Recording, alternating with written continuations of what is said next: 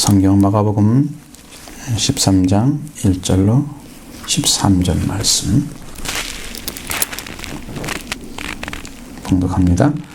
예수께서 성전에서 나가실 때에 제자 중 하나가 이르되 선생님이여 보소서 돌들이 어떠하며 이 건물들이 어떠하냐이까. 예수께서 이르시되 네가 이 큰 건물들을 보느냐. 돌 하나도 돌 위에 남지 않고 다 무너뜨려 지리라 하시니라. 예수께서 감람산에서 성전을 마주 대하여 앉으셨을 때에 베드로와 야고보와 요한과 안드레가 조용히 묻되 우리에게 이르소서 어느 때에 이런 일이 있겠사오며 이 모든 일이 이루어지려 할 때에 무슨 징조가 있사오리까. 예수께서 이르시되 너희가 사람의 미혹을 받지 않도록 주의하라. 많은 사람이 내 이름으로 와서 이르되 내가 그라하여 많은 사람을 미혹하리라. 난리와 난리의 소문을 들을 때에 두려워하지 말라. 이런 일이 있어야 하되 아직 끝은 아니니라. 민족이 민족을 나라가 나라를 대적하여 일어나겠고 곳곳에 지진이 있으며 기근이 있으리니 이는 재난의 시작이니라.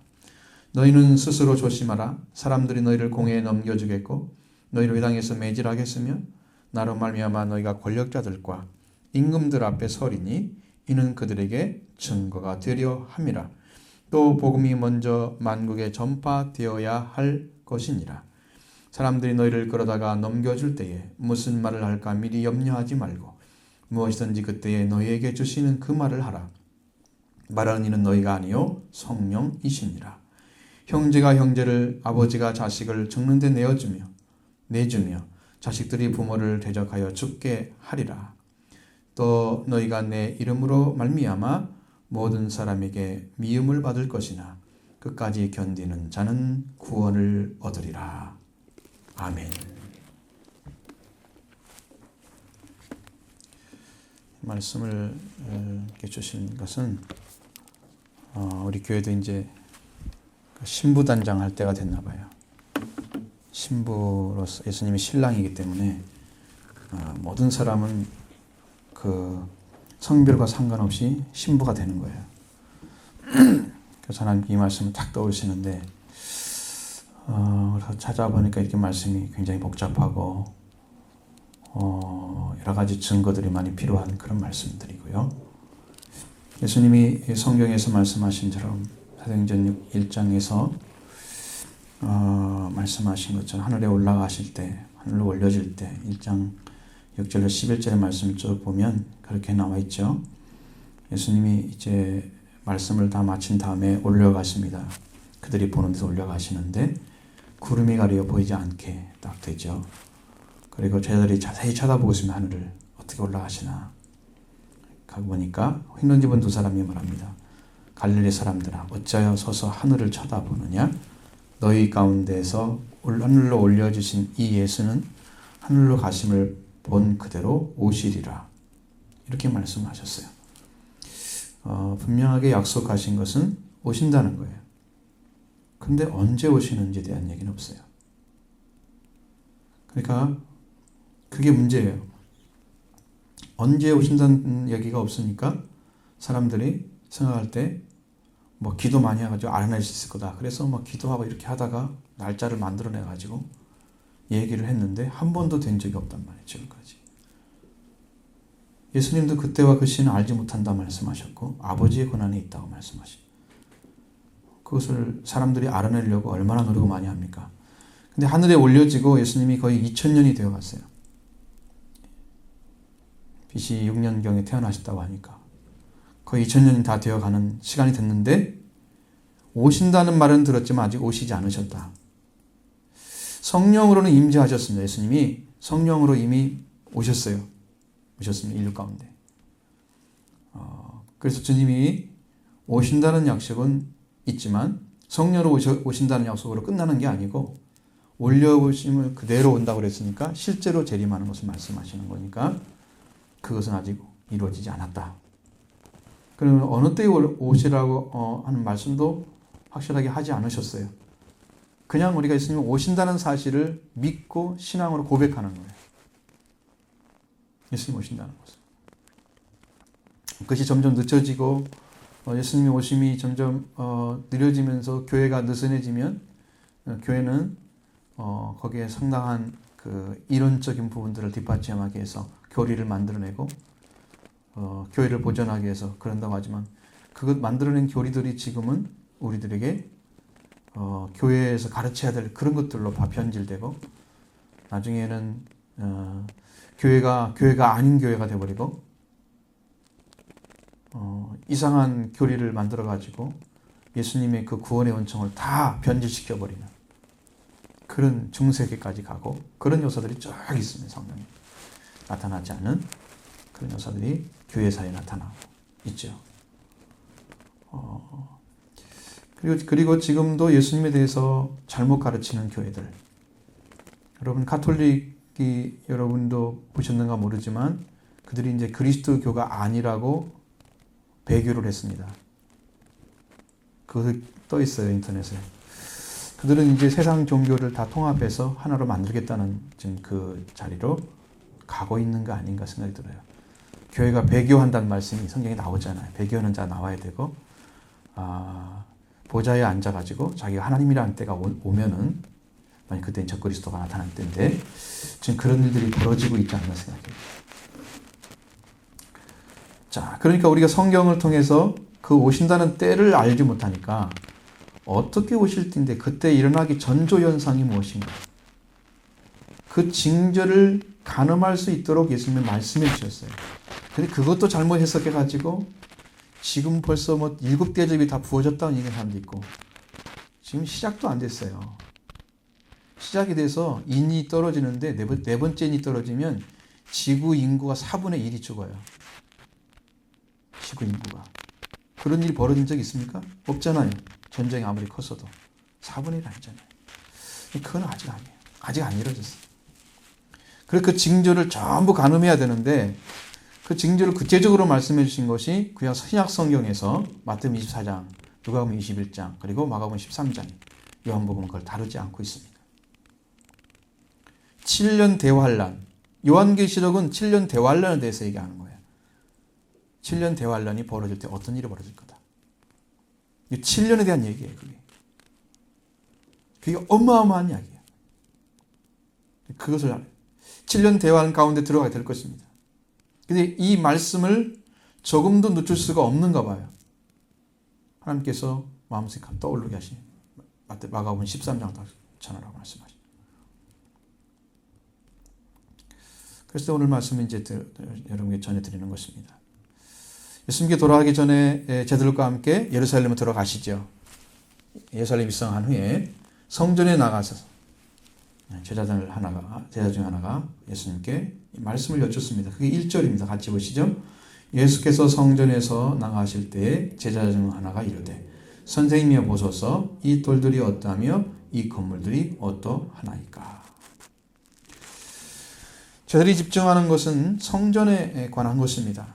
선생님 보십시오. 이 돌들이 어떠하며 건물들이 어떠합니까? 어떠하냐고 여쭙는 것은 얼마나 놀랍습니까? 라는 얘기입니다. 얼마나 놀랍습니까? 이야기죠. 그것은 성전에 대해서 성전의 화려함을 말하고 있는 거예요. 그때 예수님 당시 성전은 헤롯 성전이었습니다. 헤롯 시대에 만들어진, 헤롯 대왕 때 만들어진. 여러분이 솔로몬 성전이 바벨론 포로 때 다 파괴됐잖아요. 그리고 거로가 돌아온 후에 제2성전이 만들어졌습니다. 그게 수룹바벨 성전. 그 성전은 사람들이 보기에 볼품이 없었습니다. 그 볼품이 없는 그냥 성소로 남아있는 주전 1세기까지도 그렇게 됐었어요. 이것을 한 시대의 가장 장려한 건물 중 하나로 완성한 사람이 누구냐면 헤롯 대왕이에요. 수칙계획은 헤롯 치세의 17년, 18년, 그러니까 주전 20년에 게시됐는데 수칙의 대부분은 10년 내에 완성이 됐습니다. 그런데 그 추가 공사가 계속돼서 그 후에도 70년 동안 계속해서 80년 만에 완성된 거예요. 그 건물이. 어마어마하죠? 헤롯은 그걸 어떻게 했느냐면 원래 소규모의 성전 위에다가 주위에 추가 증축을 한 거예요. 그걸 부시고 다시 지은 게 아니고 추가 증축을 했습니다. 그 높은 지대에 세워졌습니다. 아주 원조 모양으로 아름답게 둘러싸였습니다. 그 빛나는 대리석을 로 만들었는데 수킬로미터의 지점에서도 그게 보이는 거예요. 그거 보면 막 딱 보여. 얼마나 아름답게 보이는지. 눈에 딱 띄도록 돼 있어요. 그 빛나는 대리석이. 헤롯 성전에 비해서, 헤롯 성전은 본래 성전의 크기에 대해서 솔로몬 성전의 복원으로 세워진 포로 후에 성전 그대로 하고, 그 성전은 전반적인 건 하나도 안 바꿨는데 성전 뜰을 갖다가 이렇게 드페론이라는 그 골짜기를 메꿔버렸어요. 그래서 성전과 성전 언덕 사이를 메꿔서 동과 서로 돌담을 쌓아가지고 성전 넓이를 솔로몬 시대에 있던 2배로 넓히는 거예요. 건물은 놔두고 일단. 그래서 이것을 하람 에시 샤리프로라고 하는데, 이제 지금인 지역이 거기에요. 그 지역인데 남북으로 500m, 엄청 크죠. 성전을 그렇게 치는. 그 다음에 동서로 300m. 그 양측은 좀 좁은 그 불규정한 그 장방형으로 이렇게 크게 만들어졌죠. 면적이 14헥타르라고 합니다. 이것은 그 당시에 구시가지 예루살렘의 6분의 1에 해당하는 면적이었어요. 그러니까 성전이 얼마나 크겠는지 아시겠죠. 시가지의 6분의 1을 거기다 집어넣은 거예요. 뜰 남쪽, 동남쪽에는 돌담을 쌓았는데 지금은 통복의 벽으로 볼 수 있는 것입니다. 커다란 석재를 쓴 하부 구조가 아주 경탄할 만한 것이었습니다.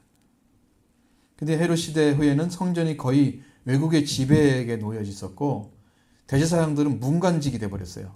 그래서 중앙 정권에 의해서 좌우되는, 아무 성전과 상관이 없는 대제사장들 역할이 사라져버렸습니다.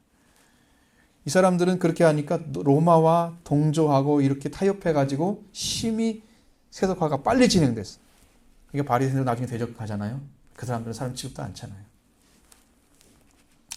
예수님 죽일 때만 같이 동조하지. 근데 이것이 어떻게 사용되냐면, 이 성전이 로마 황제를 위해서 희생제물을 드리는 거예요. 날마다 드리게 만드는 거예요. 황제를 위해서. 하나님의 제사가 아니고 황제를 위한 제사로 만들어버린 거예요. 그러니까 유대인들이 얼마나 폭동이 많겠어요. 그래서 엄청나게 싸우면서 그렇게 하다가 결국은 이제 열심당을 중심으로 해서 예루살렘 성전을 지키다가 이 사람들이 최후의 결전으로 마사다에 올라갑니다. 그 960명이. 그 열심당원이 5년 동안에 걸쳐서 결사항전을 합니다. 그리고 나중에 이 사람들이 너무나 그게 이제 좋은 요새이기 때문에 못 올라가요. 그래서 흙으로 메꿔가지고 거기로 올라갈 수 있도록 5년 동안 공사를 하는 거예요. 근데 그게 포함된 사람 중에 유대인이 있었습니다. 그래서 뭐 쏘아서 이렇게 죽일 수도 있는데 자기 백성은 쏘지 않는데, 유대인들은요. 자기가 죽으면 죽었지 안 쏜대요. 그래가지고 그 사람들이 스스로 자기 가족과 함께 다 자살을 하는 거예요. 그래가지고 이제 마침내 유대와 로마의 싸움은 끝나버리고 주 70년에 성전이 불살라져 버렸습니다. 여기 신기한 게 있습니다. 멸망일이 아비월 9일입니다. 이게 제1월 달이죠. 유대력으로. 그 1월 9일이 제1성전이 망했던 날과 똑같은 날이에요. 신기하지 않습니까? 364일 있는데 그 날짜를 똑같은 날에 멸망을 당하는 거예요. 성전이. 그래서 사람들이 이 날을 금식하면서 각지에서 유대인이 이 날을 지켜보고 있습니다. 그리고 나중에는 이 사람들이 아주 정통적인 유대인들은 제3성전이 지어질 거다. 에스겔서에 나와 있는. 그래서 제3성전을 기대하고 있잖아요. 지금도. 그 제3성전이 지어지면 종교가 통합돼서 마지막으로 만들어져요. 그때가 오게 되는 거예요. 그것은 이제 지구의 종말을 이야기하는 겁니다. 이 사람들은 제3성전이 지어질 것을 기다리고 있습니다. 유대인들은. 근데 지금도 그리스도가 많이 들어가고 있어요. 유대 나라에. 그래서 그들이 이제 예수님이 그리스도인 것을 믿어가는 사람들이 많이 있습니다.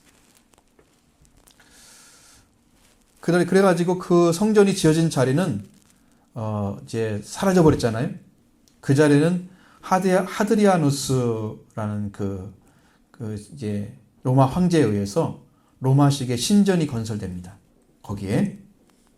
그 다음에는 아라비아 시대가 오잖아요. 주전 7세기. 그래서 이슬람교가 딱 쓰잖아요. 그 다음 이슬람 사원인 암석의 돔이 세워져가지고 지금까지 그 사원이 있습니다. 그 성전 자리에. 그러니까 거기는 제3의 성전 아니잖아요. 그건. 기다리는 거예요. 그런데 그 성전이 세워지게 되면 적그리스도가 서는 날이야. 멸망의 날이야. 여러분, 제자리 봤던 성전이 주춧돌 하나의 길이가 1440 곱하기 364 곱하기 547cm. 하나의 돌이 큰 돌로 갖다가 이렇게 만들어 놓은 거예요. 성전 입구에는 큰 대리석 기둥들이 서 있었습니다. 성전 건물 외부는 흰 대리석으로 만들어졌고 지붕은 황금색으로 입혀졌습니다. 찬란한. 그래서 찬란한 황금색과 눈부신 백색의 조화가 이루어져서 아름다움이 극치를 이뤘다 그러는데, 태양이 비추면은 그 황금색이 빛나면서 하나의 예술품처럼 보인대요. 사람들은 다 속아요. 아까 처음에 말씀드린 것처럼 몇 킬로미터에서도 저거 보인다 그랬죠. 지금 제자들은 그걸 보고 있는 거예요. 그 아름다움을 보고 있는 거예요. 성전 보십시오. 이 건물이 어떻습니까? 놀랍지 않습니까? 이렇게 멋진 건물, 아름다운 건물. 성전만 보이는, 이 성전만 보이고 있는 그들의 눈. 제자들은 건물의 아름다움에 압도를 당한 것입니다. 성전이 뭐 어떻다고요? 성전 2개가 다 있어도 다 망했는데 그 성전이 어떻다고요? 그것도 헤롯 왕이 지은 건데, 그건 유대인을 위해서, 하나님을 위한 것도 아니고 로마 황제를 위해서 제사를 드리는 신전으로 바뀌어버렸는데 그게 뭐가 어떻다고요? 이거 상관없는 일이에요. 그런데 예수님한테 그걸 물어보잖아요. 제자들은 성전의 화려함을 보고 놀라고 있지만 예수님의 눈은 성전의 멸망을 보고 놀라셨을 것입니다. 이미 알고 계시는 거예요. 얼마나 무서운 일입니까? 2절 말씀 같이 봅니다. 예수께서 이르시되 네가 이 큰 건물들을 보느냐? 돌 하나도 돌 위에 남지 않고 다 무너뜨려지리라 하시니라. 예수님 보시는 비는 침울하고 아주 절망적인 상태에 놓이길 민족의 운명에 대해서 말씀하고 계십니다. 이스라엘에게 성전을 짓도록 해주시는 하나님의 놀라운 은혜예요. 하나님과 올바른 관계를 세우기 위해서, 친밀한 관계를 세우셔서 죄인이 멸망하는 인류를 구원하시는 그 길을 열어주기 위해서 예루살렘 성전을 짓도록 하셨죠. 하나님의 은혜를 그들은 버렸습니다. 떠났습니다. 아무리 좋은 것이 있어도 자기가 서야 할 자를 떠나서 그걸 가지고 있는 것은 형식에 지나지 않는, 영과 마음이 없는 제사, 정의가 없는 제사. 하나님은 그걸 받으실 리가 없잖아요. 그러니까 이 성전도 다 부셔버린 거잖아요. 성전을 바꿔도 남북이 갈라지는 역사, 솔로몬 사망 이후에 이루어지고, 얼마나 무서운 일입니까? 성전이 없던 이제 이스라엘 성전이 있던 예루살렘에 가서 예배드릴 수가 없으니까 북이스라엘 사람 있었던, 거기에 거주했던 유대인들 중에서 레위인들이 다 돌아옵니다. 그리고 여로보암이 그렇게 하죠. 여로보암이 북이스라엘에 여호와 하나님을 섬기는 대신에 산당을 만듭니다. 그래서 수렴소 우상을 만들고, 자기가 부어받는 송아지 우상을 만들고, 여러 산당을 만든 다음에 수렴소를 만들고, 그 다음에 송아지 신을 만들어요. 우상을 만들어요. 그리고 제사장을 따로 세워요. 레인들 쫓아내버리고. 그리고 586년에 망했습니다. 하나님 없이 산다고요? 멸망의 길입니다. 유다는 어떻습니까? 예루살렘 성전이 있었죠. 그럼에도 불구하고 그들은 하나님 거룩한 믿음을 지키지 않고 우상을 섬기며 나중에 결국 심판을 받죠. 722년에 바벨론에게 망했습니다. 성전이 있어서도 망하고 성전이 없어서도 망합니다. 시기만 차이가 있을 뿐이에요. 무엇 때문에 그렇습니까? 그런데 문제는 그 성전이 문제가 아니고요. 그렇게 멸망을 당했어도 회복시켜주느냐 시켜주지 않느냐 문제예요. 약속이 남아있느냐 안 남아있느냐 그 문제예요. 멸망을 당했어도 유대는 살았습니다. 하나님이 70년에 돌아오게 하신다. 아시리아 망했던 북이스라엘은 돌아온다는 말이 없어요. 성경에. 망해버린 거예요. 약속의 말씀이 남아있기 때문에. 그게 아주 중요해요.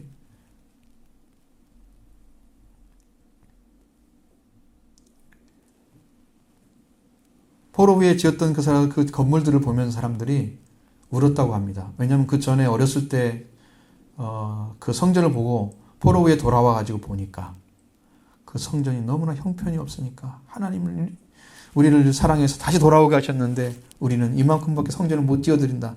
그 슬픔 때문에 울었다고 나오는 성경에 나와요. 눈물을 흘렸다고 나옵니다. 그리고 헤롯 대왕이 이스라엘을 위해 다스리면서 그들의 마음을 얻기 위해서 성전을 대대적으로 공사했잖아요. 80년 동안. 이러한 성전을 보시아들은 대단한 것처럼 나와요. 시기가 어느 때인데 분간 못하는 철없는 아이처럼 보였을 것입니다. 예수님은 네가 이 큰 건물을 보느냐? 돌 하나도 돌 위에 남지 않고 다 무너지리라. AD 70년에 성전도 다 파괴됐습니다. 솔로몬 성전이 허물었던 날과 똑같은 날에 성전이 허물어졌습니다. 돌 하나 돌 위에 남지 않고 다 무너뜨려졌습니다. 화려함이 아니라 솔로몬에게 명령하셨던 성전을 짓고도 멸망한 자들인데 헤롯이 유대인의 환심을 사기 위해서 지은 성전이 무슨 의미가 있겠습니까? 여러분 그걸 모르면 어떻게 살아요? 그러니까 민족의 정체성이 흐리멍텅한 거예요. 무엇을 중심으로 서야 되는가를 모르는 거예요. 자, 그렇게 끝나죠. 그 다음에 예수님과 제자들이 감람산에서 성전을 보고 앉았을 때 묻습니다. 3절로 4절 말씀입니다. 예수께서 감람산의 성전에 마저 앉았을 때에 베드로와 야고보와 요한과 안드레가 조용히 묻되 우리에게 일어서서 어느 때에 이런 일이 있겠사오며 이 모든 일이 이루어질 때에 무슨 징조가 있어야 하리까. 자, 내 제자들은 어느 때에 이런 일이 있겠사오며 이렇게 여쭙습니다. 때를 가리키는 거죠. 때를 묻고 있는 거예요. 때. 마지막 때를 묻는 것입니다. 지금. 이 모든 일이 이루어질 때 무슨 징조가 있겠습니까? 이걸 또 물었죠. 징조. 자, 때와 징조입니다. 징조라는 말은 세미이온이라는 말을 쓰는데 이건 포어 토큰입니다. 여기서는. 전조를 얘기하는 거예요. 전조. 어떤 일이 이루어질 때 그 일이 진짜 원래 이루어질 일이 이루어지기 전에 나타나는 거. 그 전에. 전조는 미리부터 나타나는 조짐이에요. 그러니까 이 일이 이루어지기 위해서 어떤 일이 계속 벌어지고 있는 거예요. 그것을 전조라고 해요. 우리는 성경은 징조란 말로 표현해놨어요. 똑같은 말입니다. 전조나 조짐을 얘기하는 거예요. 성전에 돌 하나도 돌 위에 남지 않고 무너뜨릴 때 어느 때 이런 일입니까? 이럴 때 무슨 일이 생긴 그 조짐이 무엇입니까? 이런 질문이죠. 예수님은 거기에 대해서 건물에 대한 얘기 하지 않습니다. 그 건물을 얘기하지 않아요. 자, 첫 번째 예수님 대답은 뭡니까? 5절 6절 봅니다. 예수께서 이르시되 너희가 사람의 미혹을 받지 않도록 주의하라. 많은 사람이 내 이름으로 와서 내가 그라하여 많은 사람을 미혹하리라. 자, 너희가 사람의 미혹을 받지 않도록 주의하라. 이 말씀을 잘 생각하셔야 됩니다. 여러분, 모든 잘못은 사람으로 해서 나타나는 거예요. 모든 이단이나 사이비도 다 사람으로 나타나는 거예요. 하나님으로부터 온 게 아니고 사람으로부터 왔기 때문입니다. 그러나 여러분도 다 마찬가지로 누굴 통해서 듣습니까? 사람을 통해서 거의 듣잖아요, 말씀을. 물론 성령을 통해 듣시고 하나님 직접 받을 수도 있습니다. 그게 완전하겠죠? 그러나 대부분 전도를 받거나 처음 신앙생활하는 사람은 사람을 통해 듣잖아요. 사람이 문제죠. 그래서 사람이 미혹하는 게 문제입니다. 이 사람이 성령을 받고 성령에 의해서 그리스도를 선포해줘서 하나님의 아들로 들어가는, 딸로 들어가는 그 믿음을 주신 것이 아니면 문제가 있는 거예요. 사람들이 그리스도가 이런 분이다 저런 분이다 했을 때 처음 믿는 사람은 그렇게 믿는 수밖에 없잖아요. 참 그리스도가 우리 중심 안에 들어오셔서 우리가 구원자가 되지 않으면 그리스도에서 많이 아는 지식을 갖고 있어도 그건 참이 아닙니다. 아무리 가르쳐줘도 많이 알고 정보를 소유하고 예수 그리스도가 이런 분이야 얘기해도 자기가 그걸 내 걸로 소유하지 않으면 그분과 관계 맺어지지 않으면 그것은 참 진리가 아니고 구원되지 못합니다. 그래서 여기서 사람의 미혹에 대한 이야기인데 가정법 과거 능동태로 미혹이란 말은 미혹하지 않도록 이건 잘못 인도받다라는 것입니다. 과거에 받은 거예요. 과거에 속이다는 것입니다. 사람에게 잘못 인도받을까 사람을 주의하라는 말은 사람이 잘못 인도할까 봐 그것을 주의해 바라는 거예요. 주의해 보라는 거예요. 그리스도가 아닌 다른 것을 증거해서 그리스도에게 속하지 않게 만드는 그러한 잘못 인도하는 것이 있는가를 봐야 되는 거예요. 사람들이 그리스도를 만나지 않고 신앙생활을 열정을 가지고 하면 그 마귀에게 사용될 가능성이 굉장히 커집니다. 왜냐하면 그리스도가 없기 때문에 그는 그리스도를 중심으로 볼 수 있는 눈이 없습니다. 그래서 분간을 못해요. 그런 사람들이 막 기도하면서 더러운 영들과 싸움이 많거든요. 잘못된 영을 받게 되면 들어갑니다. 그렇게. 근데 그것이 자기에게는 믿음으로 다가와요. 그래가지고 참된 것인 줄 알아요. 마귀가 주는 것인 줄 모르고. 그래서 예수 그리스도가 증거되지 않고 자기가 받은 방식이 증거되는 거예요. 성경을 가지고 그렇게 인용을 해서 똑같이 성경하고 얘기하니까 다 같은 것 생각할 수도 있지만 내용이 다르면 아니에요. 그리스도가 중심이 아니면 안 된다. 그 사람들은 마귀에 속해 있는 사람들. 속이는 자는 마귀라고 말씀하셨습니다. 성경에. 자, 마귀에게 속아서 예수님 하나님께 보내시는 그리스도가 아닌 사람들 많이 있습니다. 속은 사람들. 이런 사람들은 그리스도가 앞선 자는이에요. 내 이름으로 와서 그가 바로 그다. 내가 그다. 이렇게 얘기합니다. 자, 그리스도보다 앞서 온 자들이죠. 근데 그 사람들이 예수님의 이름으로 옵니다. 하나님께서 나에게 세우셨다라고 얘기하죠. 그리고 오늘 이단들은 모두 다 이렇게 속고 있습니다. 왜 이렇게 먼저 말씀하셨느냐? 이 그리스도 얘기를 먼저 한 것은 마지막 7년 대환란이 되면 그때 적그리스도 나타날 것입니다. 그 마지막 때를 구분하기 위해서 그 마지막 시간을 구분하기 위해서 지금 이야기를 해준 거예요. 먼저 그리스도에 대한 것을 얘기해 준 거예요. 처음부터 이 문제로 해서 인류는 망하게 됐습니다. 참 그리스도를 믿지 않고 하나님께 보내지 아니한 마귀가 와서 거짓말로 인류를 속이고 멸망시켰기 때문에.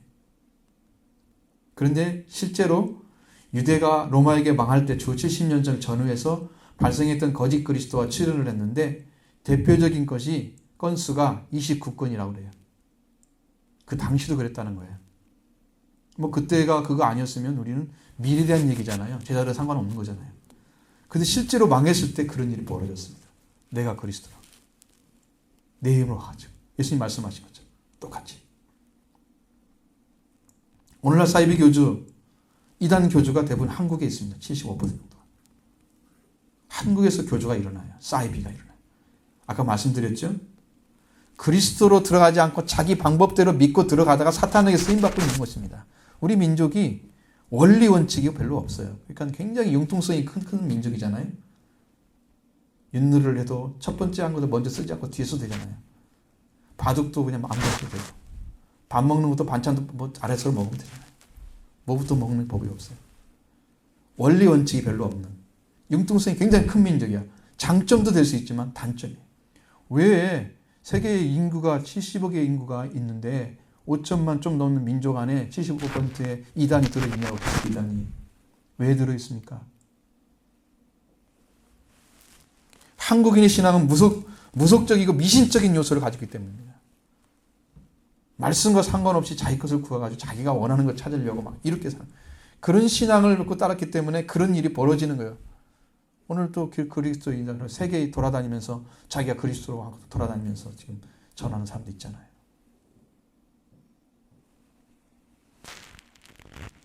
내가 원하는 걸 뭐 얻기 위해서 믿는 게 아니고 하나님 원하는 뜻을 이루어드리기 위해서 믿는 거예요, 우리가. 진짜 깊이 들어가면. 그게 목적이 돼야 돼요. 마귀가 사용하기 아주 좋고 편합니다. 한국 사람들이 믿는 방식은. 그러니까 그렇게 많은 거예요. 자기가 원하는 대로 해주면은 그게 하나님 응답인 줄 알고 그냥 통 넘어가요. 그리고 이제 깊이 들어가 버리면 돌이킬 수가 없어요. 그렇게 돼서 이런 문제 생겨요. 여러분 기억하시고 절대로 그리스도는 다시 없다. 다른 존재는 없다. 예수님은 오셔야만 되는 분이고 이미 성령으로 예수 그리스도는 재림하셨다. 아셨죠? 그렇게 믿으세요. 다른 방법을 믿으면 이건 따라갑니다. 계속해서 예수님은 재난의 시작과 난리와 소문이 들린다. 이런 말씀을 계속 하시죠. 7절로 8절 보겠습니다. 난리와 난리의 소문을 들을 때에 두려워하지 말라. 이런 일이 있어야 하되 아직 끝은 아니니라. 민족이 민족을 나라가 나라를 대적하여 일어나겠고 곳곳에 지진이 있으며 기근이 있으리니 이는 재난의 시작이니라. 이 난리는요 전쟁을 얘기하는 거예요. 전쟁을 뜻하는 말입니다. 난리 났네 그러잖아요. 우리나라 말로 난리는 정말로 전쟁을 얘기하는 거예요. 국가 간의 싸움이지 거의 대부분이. 국가와 어떤 단체 간의 싸움도 되지만 전쟁이란 말은 싸움이에요. 사실상 전쟁을 계속한 나라는 우리나라도 지금 평화 상태가 아닙니다. 휴전 상태죠. 우리나라는 전쟁을 제일 길게 하고 있어요. 역사상 제일 길 거예요. 30년 전쟁도 있는데 우리나라는 더 길어요 지금. 싸우지 않고 있는 것이지. 지금도 한 번씩 떨어지잖아요. 전쟁. 한 번씩 쏘고 그러죠. 이런 일이 있어도 끝은 아니다.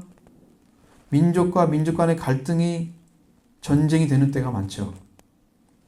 또 나라가 나라를 대적하여 일어나는 것. 지금 세계의 나라 수는요 245개국입니다. 이 중에서 국제적으로 인정받은 국가가 주권 국가가 169개국입니다. 국제연합에 가입된 나라. 일개 국가는 옵서버 가격으로 있습니다. 바티칸 시국이라고. 그리고 10개의 주권 국가는 일부 국가에서만 인정받고 있는 나라가 있습니다. 그 비독립국이 37개국이 됩니다. 그리고 특별 행정구역으로서 4개가 있습니다. 이렇게 해서 지금 145개의 나라가 있어요. 옛날에는요, 이보다 훨씬 적었잖아요. 그런데 나라와 민족과 민족이 막 싸워가지고 국가가 계속 째고해지면서 나라가 생기는 거예요. 그럼 그 말은 바꿔서 얘기하면 전쟁이 많다는 얘기죠. 그렇습니다. 나라와 나라가 민족이 민족을 대적하여 일어나겠고 그 말은 수없는 나라가 생길 거다 계속해서. 앞으로도 생길 것입니다. 조금만 달리면 네 나라 내가 나누자. 그렇게 하는 거예요. 서로 대립하고 갈등하는 나라 세계가 계속 만들어진다는 얘기입니다. 하나 되는 것은 하나님의 역사 가운데 지나죠.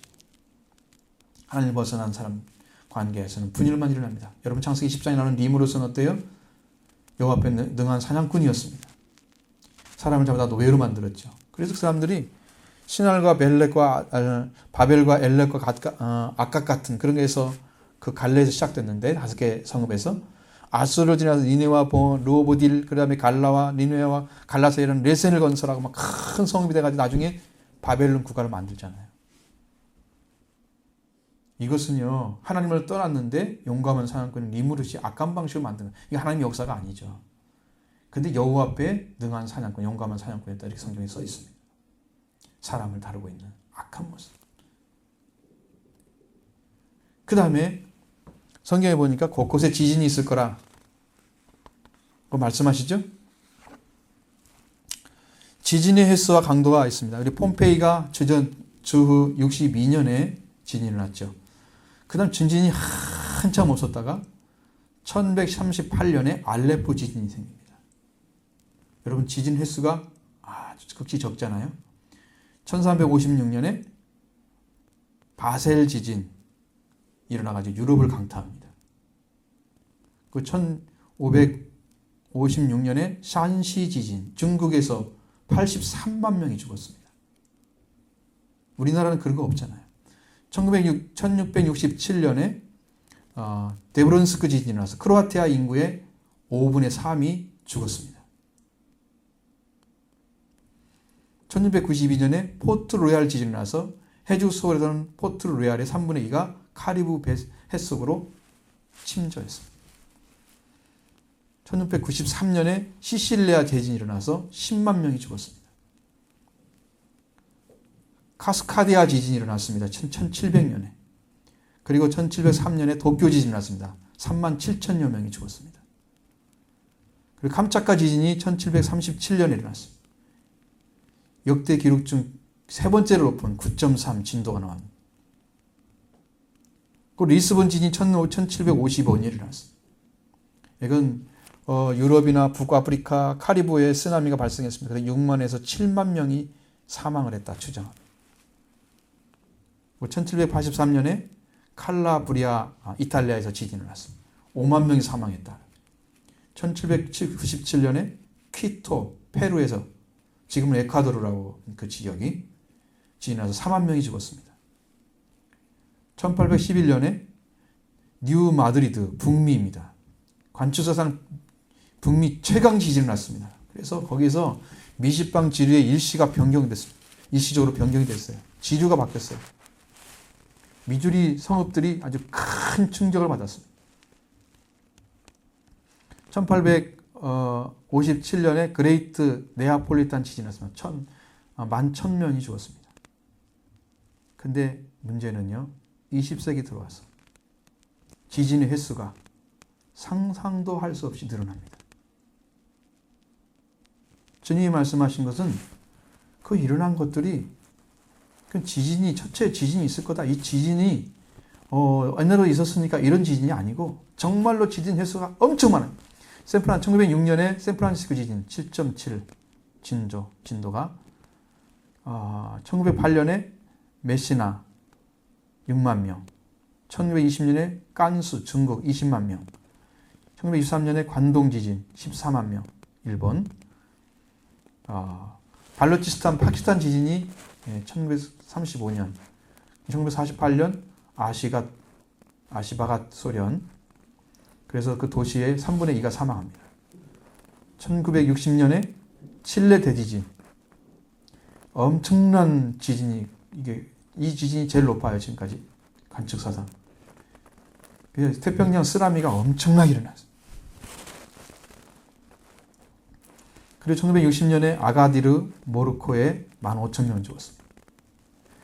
이렇게 해가지고 여기에 중국에서 탕산 지진이 일어났고 과테말라, 멕시코, 아르메니아, 이란 대지진 가까운 시기에 일어났던 1990년대에 일어난 사할린에도 일어났고 아프가니스탄도 1998년에 일어났습니다.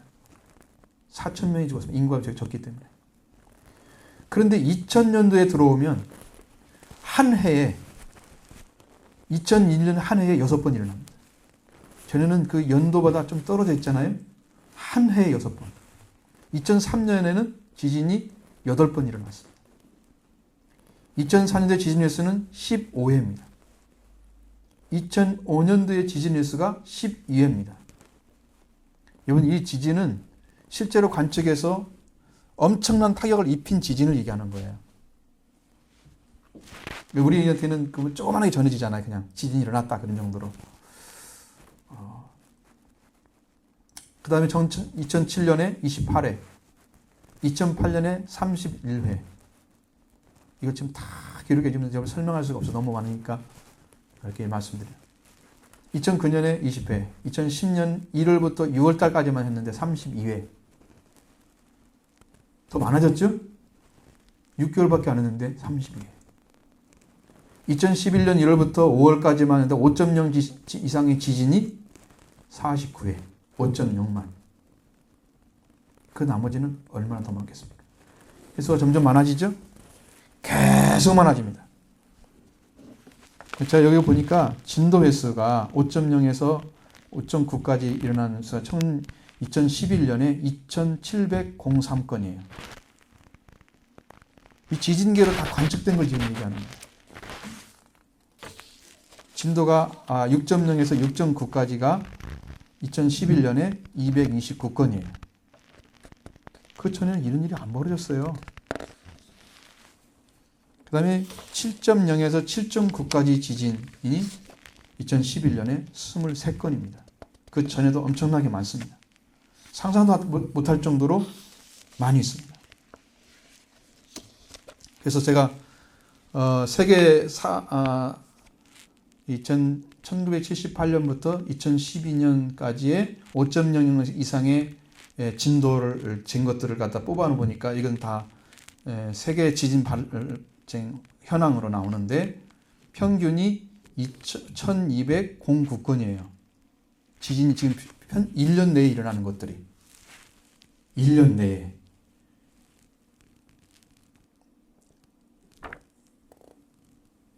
(2011년도가) 제일 많이 났어요. 2,000건이 넘었어요. 상상도 못하게 지금 지진이 발생하고 있는 거예요. 옛날에 없었던 거예요, 이렇게.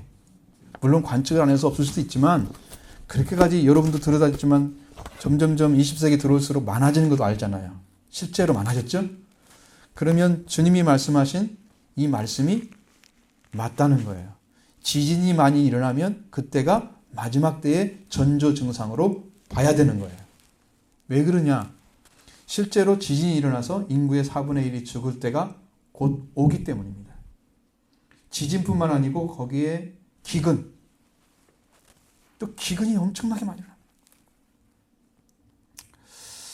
사망자도 보니까 1921년에 가뭄으로 인해서 작물 실패를 해서 소비에트 연방에서 일어났는데 510만 명이 사망을 했습니다. 그 당시에는 레닌은 그들을 다스리면서 거기를 기근으로 인정하지 않아서 국민들의 원중을 안 해줘가지고 그렇게 많은 사람이 죽었습니다.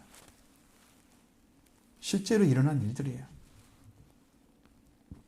1932년, 33년 사이에 당시 소련이죠. 소비에트 공화국에 스탈린이 집단 농제 체제에 저항했던 우크라이나에 대해서 곡물 가축을 압류해가지고 500만 명이 죽었습니다. 기근으로 사망했습니다.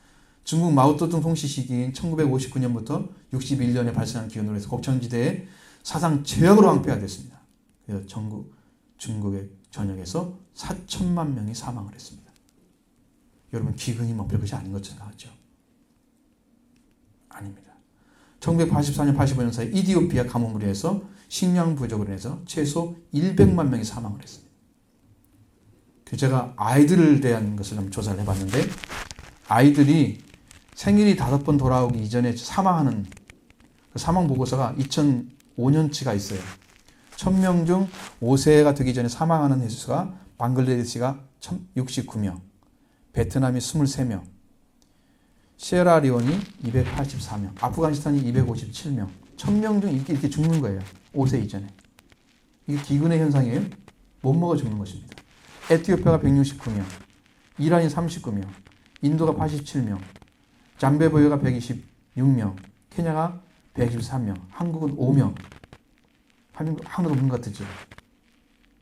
죽습니다. 이 원인은 뭐냐면 식량 부족입니다. 그 다음에 자연재해입니다. 자연재해 때문에 식량이 부족한 거잖아요. 그런데 인구는 많이 태어나요. 계속 부족하면 식량 역부족이에요. 자연재해의 기근, 전부 다 기근을 얘기하는 겁니다. 비가 안 와서 농사를 지을 수가 없어요. 이런 것들이 지금 처처에 일어나고 있습니다. 이 재난의 시작이다. 이것이 끝이 아니고 시작이라고 주님 말씀하셨습니다. 재난은 원래는 해산의 고통을 얘기하는데 재난이란 말로 표현돼서 일어난 말로. 새로운 것에 태어나기 위해서 해산을 하잖아요. 아이가 태어나기 위해서 새로운 세계로 들어가기 전. 그러니까 하나님 나라가 다시 임재해서 예수님 오시기 직전에 일어나는 해산의 고통이 이것을 얘기하는 거예요. 그래서 주님께서 제자들에게 증거가 되기 위해서 받는 고난에 대해서 이야기하십니다. 9절 말씀 같이 보겠습니다. 너희는 스스로 조심하라. 사람들이 너희를 공회에 넘겨주겠고 너희를 회당에서 매질하겠으며 나로 말미암아 너희가 권력자들과 임금들 앞에 서리니 이는 그들에게 증거가 되려 함이라. 자, 여러분, 이 말씀은 우리에게 지금 필요가 있을까요, 없을까요? 너희는 그 누구를 대상입니까? 제자들이죠. 그 제자들은 지금 말씀 듣고 있는 거잖아요. 여기서는 상황적으로. 그 예수님을 직접 만난 배운 제자들은 이미 세상에 없습니다. 다 순교를 했고. 그렇죠? 이 말씀이 왜 필요합니까, 우리에게? 제자들은 이미 다 끝났고, 그러니까 그들은 이미 끝났으니까 이 말씀은 폐기돼야 하잖아요. 그건 성경에 기록해 놓았어요, 하나님께서. 왜일까요? 오늘 우리도 제자가 되는 사람들은 이런 고난의 삶을 통해서 이 재난의 삶이 오면서 그리스도가 증거되는 삶을 살아야 되는데, 그 삶에 들어갔을 때 이런 고난이 올 거다, 이런 고통이 올 거다 라고 알려주는 거예요. 그 당시도 그게 왔고, 또 우리 마지막 때가 되면 이런 일들이 비일비재하게 벌어질 거기 때문에 가르쳐주는 거예요. 성령 받은 자로서 거룩한 제자의 길을 들어간 사람들, 이 사명을 감당하기 위해서 이 복음을 전하다가 이렇게 고난을 당합니다. 여기는 상징적으로 해석을 해야 돼요. 그 당시는 이미 끝났으니까 그 당시 얘기하면 안 돼요. 예수님 당시 제자들에게 주신 말씀은 닥쳐오는 시대에 증거해야 할 사명을 담당하게 주신 거예요. 너희는 너희 자신들을 주의하라. 이 주의하라 말은 마음에 새겨 조심하라, 그런 뜻입니다. 언제까지일까요? 현재 시를 사용했습니다. 지금 주의하라. 벌써 왔다는 겁니다. 예수님이 지금 돌아가기 전에 당시 제자들에게 주의하라고 말씀하죠. 그러나 지금 제자들은 이 세상에 존재하지 않죠? 이 말씀은 종말에 맞춰져 있습니다. 그때 당시 제자들에게 하신 말씀이지만 종말 시점에 맞춰져 있습니다. 이런 말씀을 우리 마음에 새겨야 됩니다. 또 사람들이 너희를 공회에 넘겨주겠다 그럽니다. 공회는 사내들입니다. 이 사내들인 구성은 72명의 의원이 있죠. 아주 굉장한 사람들, 제사장들이나 서기관들이나 장로들이나 뭐 지도급 인사들로 되어 있습니다. 의장은 대제사장이 맡았습니다. 원래 사두교회가 제사장교육에서 세력을 잡고 있었는데 이 사람이 이제 알렉산드르 여왕이 시대가 오면서 그 의원 자리를 서기관들과 바리새인들이 포함하게 된 거예요. 대제사장 중심에 의회했던 것들이 바꿔지고 예루살렘 사내들인 고난은 예루살렘에서 최고의 유대인 의회로서 존재하는데 그것은 두 가지 일을 합니다. 유대인들은 세속적인 일을 합니다. 한 가지는 세상에 문제가 생기면 법적으로 해석해 주는 거예요. 해결해 주는 방식이에요. 대법원을 얘기하는 것처럼 우리나라를 보면 역할을 하고, 그 다음에 종교적 일들이 있으면 그걸 관할을 했습니다. 그러니까 사내들이 공회에 넘겨준다는 것은 종교적으로 판결을 해준다는 거예요. 그들에 의해서. 좋은 판결 하겠어요? 아니죠. 예수님 믿는 사람 다 싫어하는 사람들인데 그들이 옳은 판결 할 리가 없잖아요. 그러면 엄청난 고난을 받겠다는 뜻이죠. 죄인을 만들어 버릴 것입니다. 그리고 너희를 회당에서 매질하겠으며, 여기는 종교적 장소가 원래는 유대인들이 모였던 종교적 장소죠. 근데 유대 사회에서 벌어지는 재반 사람들의 법적인 문제를 심의하고 혹은 출교를 시키거나 태형을 주는 역할을 회당에서 했습니다. 그러니까 예수님도 여기 내리는 말씀도 이제 준사법적 기관이에요, 거기가. 그래서 너는 이제 유대인도 아니야. 유대교 들어오지 마. 출교시키는 거예요. 그럼 매를 때려서 형을 주는 거예요. 태형을 주는 거예요. 그럼 매질을 당할 거라는 것입니다. 그러니까 예수를 믿는다고, 예수를 증거한다고 그러면서 그렇게 할 때에 수없는 사람들이 맞죠. 바울도 40에 하나 감매를 왜 5번이나 맞았다고 나오잖아요. 실제로 그런 일이 벌어지는 거예요. 실제로. 매질 당할 것이다. 이게 지금 예수 그리스도가 전해져야 할 것이고, 그 다음에 거짓 그리스도는 속지 말라 그랬고, 또 복음을 전해야 되는 역할을 너희들 해야 된다고 말씀하셨죠. 자, 그렇게 이제 계속 가는데, 나로 말미암아 너희가 권력자들과 임금들 앞에 서게 될 것이다. 예수님을 말미암아 너희가 권력자들과 임금들 앞에 서게 될 것인데, 그때 예수님을 증거하기 위해서 지금 이렇게 하는 거다. 자, 그때가 되면 그 증인으로서 삶을 살아야 되는데, 증명할 수 있는 근거를 제자들은 가지고 있었습니다. 예수님과 직접 살았기 때문에. 그럼 오늘은 이 제자의 삶을 누가 살 수 있을까요? 오늘날에는 회개하고 성령 받아서 그리스도의 중심. 그리스도가 이 땅에 이루고자 하는 그 중심이 뭐냐면 형제 회복입니다. 그러니까 맨 마지막에 세 계명이 뭐예요? 너희는 서로 사랑하라. 그거죠. 그 계명을 이루어가는 사람들, 이루어진 사람들, 이 사람들이 제자인 거예요. 영적인 의미에서. 그건 추수를 다 합니다. 하나님께서만 초막절에. 예? 초막절에 추수되는 사람들이에요. 이 사람들이 필요한 거예요. 그래서 성령을 충만을 받고 은혜 받기 때문에 예수님 당시에 있었던 그 복음을 오늘도 똑같이 이해하고 똑같이 복음을 외칠 수가 있는 거예요. 내가 말하는 게 아니고 성령께서 그렇게 말씀하게 하시는 거죠. 이렇게 예수님의 제자들이 사역을 하게 될 거다. 고난 속에서. 그러면서 예수님은 또 한 가지 이 말씀이 사실은 먼저 나와야 됩니다. 10절 말씀에서 복음이 만국에 전파되어야 한다고 말씀하십니다. 보시죠. 또 복음이 먼저 만국에 전파되어야 할 것이니라. 이 먼저란 말을 썼기 때문에 복음이 전파되지 않고는 모든 나라에 모든 민족에 전파되지 않고는 마지막 때가 되지 않는다는 얘기예요. 그렇죠? 이것이 안 되면 안 되는 거예요. 복음이 전파되지 않으면 최후의 종말은 오지 않습니다. 많은 징조들이 지금 일어나고 있고 마지막 때를 향해서 달려가고 있는데 이런 이들이 완전하게 지금 종말에 딱 돼서 지금 선과 악을 가르듯이 구원받을 자와 구원받지 못할 자를 가르고 하는 역사들이 작게는 일어나고 지역별로. 그러나 14만 4천처럼 두 증이 나타나서 복음을 전하고 인류의 세계에 정말 능력을 행해서 구원할 자를 다 구원하고 이 마지막 때를 아직 하지 않았어요. 그것이 아직 끝나지 않은 거예요. 이 복음이 아직 안 전해지기 때문에 수많은 지진과 전쟁의 지구촌이 일어나고 있습니다. 그러나 모든 만국의 모든 나라에 복음이 먼저 전파되면 그때야 마지막이 올 것입니다. 그래서 지금 우리가 해야 할 일은 뭐냐?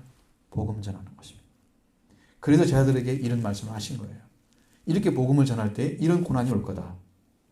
그것뿐만 아니고 더 많은 고난이 나타납니다. 자, 복음을 전할 때 고난과 고통을 어떻게 가진다 보시죠. 11절입니다. 사람들이 너희를 끌어다가 넘겨줄 때에 무슨 말을 할까 미리 염려하지 말고 무엇이든지 그때에 너희에게 주시는 그 말을 하라.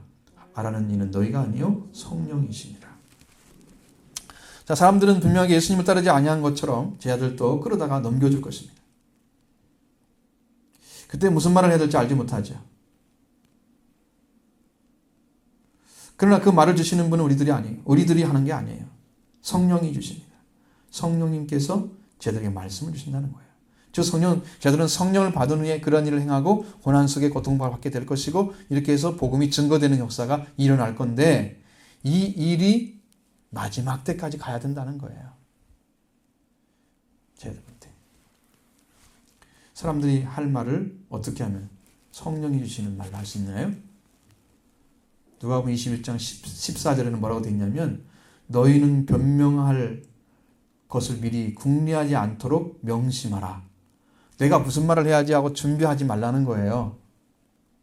성령이 주시는 말씀대로 해야 되는 거예요. 내 말하면 안 되는 거예요. 복음은 성령 충만함을 받은 자녀들에게서부터 전하게 하신다는 거죠. 그러면서 예수님은 제자가 된 자들의 생명은 형제에게 아버지에게 불쌍히 여김을 받지 못하고 죽음에 내몰리고 그리고 미움받는 자리에 서게 된다고 말씀하십니다. 12절 13절 같이 봅니다. 형제가 형제를 아비가 자식을 죽는 데 내주며 자식들이 부모를 대적하여 죽게 하리라. 또 너희가 내 이름으로 말미암아 모든 사람에게 미움을 받을 것이나 끝까지 견디는 자는 구원을 받으리라. 형제가 형제는 제들은 절대로 불신하는 형제들에게 사랑받는 자로서 받아들이지 못하고 죽음에 내어주는 무서운 관계가 된다는 거예요. 깨어지는 거예요, 관계가. 적대 관계가 되는 거예요. 죽음에 내어줄 정도로 적대 관계가 되는 거예요. 복음을 가진 자들. 복음을 가진 자들 싫어하는 거예요. 예수님을 거부한 자들이 어떻게 받아들이겠어요? 아버지도 자식을 죽는데 내어준대요. 그리스도를 따르게 되면 형제 관계나 부모 관계가 다 끊어져 버린다고 하는 걸 보여주고 끊어진 것 정도가 아니고 원수가 돼서 적대 관계가 돼서 죽음에 내몰아치게 하는 거예요. 버려버리는 거예요, 생명을. 그렇게 사람들에게 미움의 대상이 되는 거예요, 그리스도인들이. 마지막 때가 되면 더 그럴 것입니다. 그리고 온전한 복음을 전하는 사람들은 굉장한 박해를 받을 거예요. 앞으로 더 그렇습니다. 우리 교회 안에서도 박해를 받을 수 있습니다. 이제는. 교회 안에서도. 바른 복음을 못 전할 정도로. 타락했기 때문입니다. 교회가. 세속화돼서. 사람들이 다 거부하죠. 아버지도 자식을 죽는데 내어준다는 거. 부자 관계만큼 소중한 관계잖아요. 인륜이라고 하는, 천륜이라고 하는 그런 얘기를 하고 있잖아요. 그렇게 아주 굉장한 관계에도 그것도 그냥 깨져버리는 거예요. 깨져버리고 적대 관계가 돼서 버리는 거예요. 왜 그러냐? 이 성령 받은 자들은요, 구태연한 습관에 의해서 살아가지 않습니다. 비진리를 가진 자들과 타협하지 않아요. 그러니까 죽음으로 항전하는 거예요. 이게 선한 싸움이에요. 말씀에 순종하는 것이 선한 싸움이에요. 사람들과 타협하면 공격 안 받습니다. 적당히 좋아해주고 적당히 맞춰주면 절대로 적대관계 안 만들어집니다. 예수님을 믿는다고 해서 사람에게 미움받지 않습니다. 그런데 이렇게 구태연한 관습이나 비진리에 타협하지 않는 참 복음만을 가지고 살아가는 그들을 보면 가족일지라도 잘라버리는 거예요. 혹독한 곤혹을 강하고 예수님으로 인해서 모든 사람에게 미움을 받게 될 것입니다. 내 이름으로. 예수님을 주로 모시고 어린 양을 따라가는 자들에게 이렇게 발생하는 일들이에요. 이렇게 따르지 않기 때문에 우리 생활에서 아무 문제가 안 생기는 거예요. 생명 걸고 이 복음을 가지고 있으면 여러분 싸움이 있습니다. 진짜 복음을 듣는 사람들은 목숨을 걸어야 된다는 것이죠. 목숨을 걸어야 한다는 거예요. 복음을 전하기 위해서.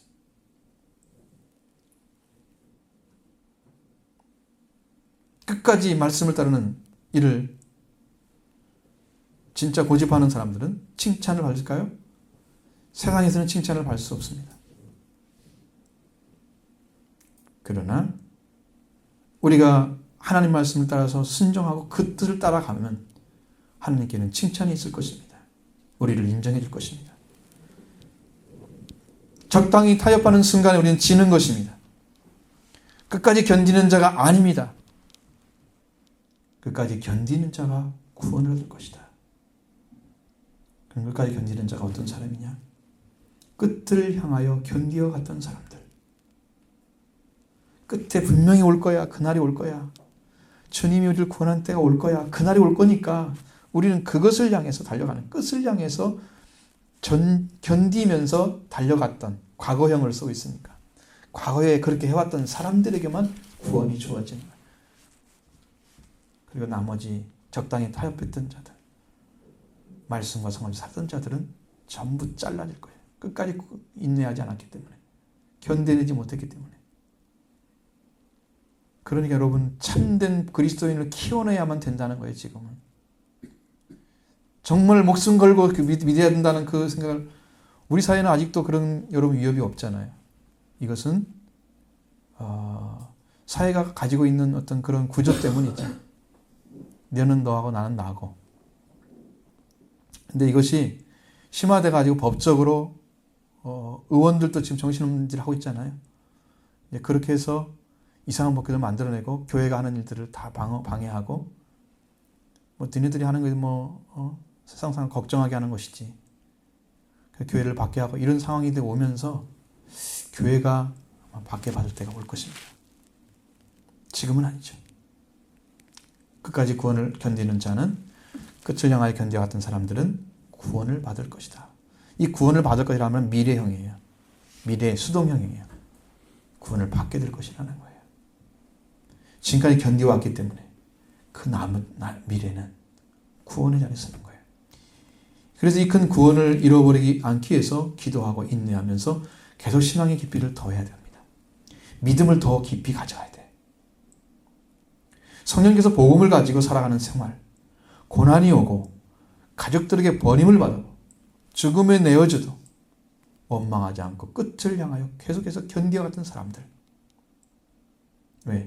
그 복음이 전해져야만 끝이 오기 때문에 주님이 주신 사명을 감당하기 위해서 목숨을 걸고 복음을 전한다는 구원만 받지 않습니다. 큰 상을 받을 것입니다. 하늘은 너희 상이 큼이라. 너희 전에 있던 천자를 이같이 핍박하였느니라. 박해하였느니라. 하늘은 상이 클 것입니다. 을을 위하여 핍박을 받은 사람들. 이게 절대로 공짜가 아니에요. 하나님이 이 땅에 아주 작은 삶, 짧은 생애를 통해서 그 영광을 위해 살았던 사람들은 하늘에서 다 갚아줍니다. 상으로 다 준비되어 있어요. 상이 커요. 하늘에 들어가는 영광과 영광도 다르기 때문에 정말 목숨 걸고 복음에 순종하다가 여러분 살아가야 됩니다. 이 큰 영광에 들어가야 돼요. 여러분이 이 말씀을 받고 이제 계속 이어서 말씀 드릴 테니까 한번 읽어보십시오. 이 복음만 전하기도 부족해서 시간이 짧아서 다른 성경을 인용할 수가 없어요. 인용할 시간이 없는 거예요. 그래서 이제 그렇게 말씀드리는데 여러분이 이런 상황을 향해서 달려가고 그 당시 제자들은 이미 끝났죠. 이 땅에 있는 사람들 아니잖아요. 제자들은. 그렇죠? 그러면 누구한테 하겠습니까?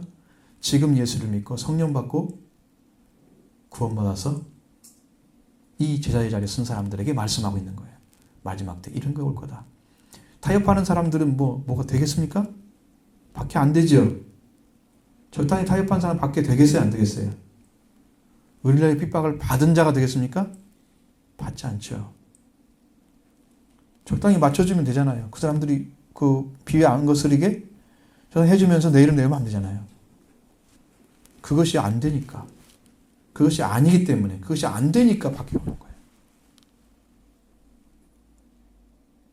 이 정결함을 찾아야 되죠. 정결한 심령을. 말씀만 길로 삼고 생명 걸고 달려가십시오.